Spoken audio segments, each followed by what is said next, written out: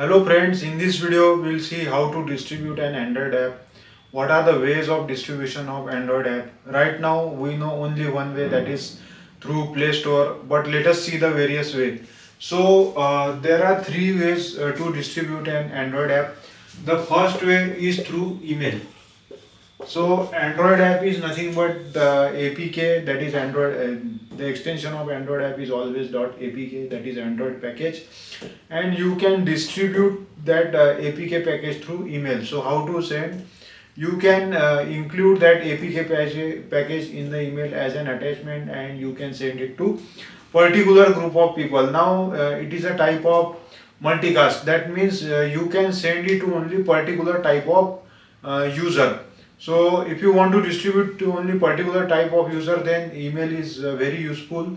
But the disadvantage is you cannot get the crash report, you cannot get the statistics, means how many user has downloaded your app, from which location, from which city, from which mobile. All these statistics is not provided if you distribute through email. And then you cannot provide updates if you distribute through email. So that is the biggest disadvantage of distributing an Android app through email. The second way is through website. Now what you can do is you can keep .apk file on the website. You can provide the URL, and then user can download it from the website. Now again it is again limited, because it is not necessary that all the user will visit your website. So again you can reach to more number of user as compared to email. So if you publish an app on website, again you cannot provide updates, and then you cannot get the crash report in website. So and then again you cannot see the statistics, how many user has downloaded and from which city, from which country. So all these things are not possible through website and email. And third way is through Play Store. Now this is the most common way.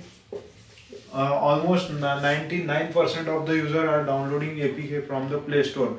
Now what is the advantage of Play Store? That you can keep the track of everything, means you can provide updates, you will get the cache report, and then you can monitor the statistics, how many user has downloaded, from which city, from which country, from which mobile.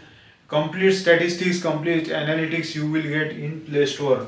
Now Play Store, if you want to publish an app in Play Store, there is money involved in it. It is a one time investment. So that's why I recommend, if you want to publish an app, always publish through Play Store. So these are the three ways of distribution of Android app. I do hope you understand this video. If you like the video, then please subscribe, like and share. Thank you.